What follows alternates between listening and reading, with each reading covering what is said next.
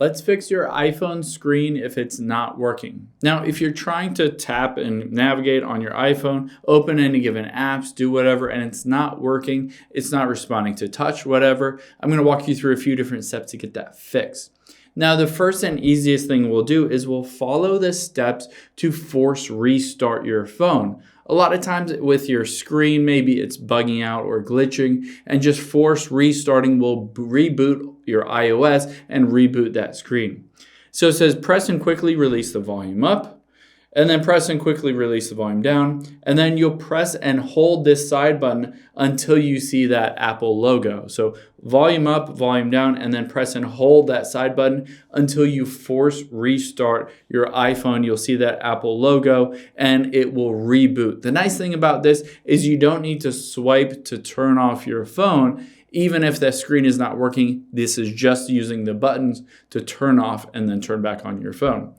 So after we go through that step, the next thing that I'll walk you through, if it doesn't fix your issue, is that a lot of times screen protectors or cases cause issues with the touch screen sensitivity or ghost touches on your iPhone screen.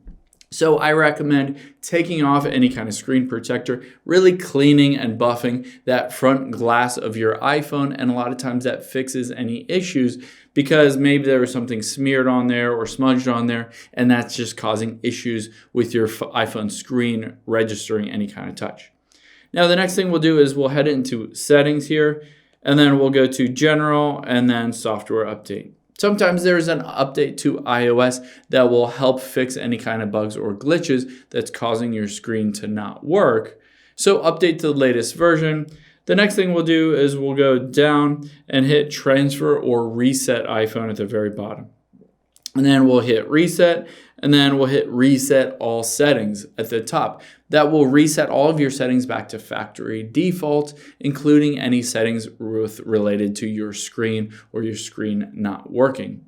Now, after you go through all of these different steps, I recommend if your iPhone screen still is not working, just take it into the Apple Store. The nice thing is they can just plug it in directly to their diagnostic system, and they can run diagnostics on your iPhone and determine whether maybe they can fix it, maybe it's a software issue, or if it's a hardware issue, they might need to replace your screen or your entire iPhone.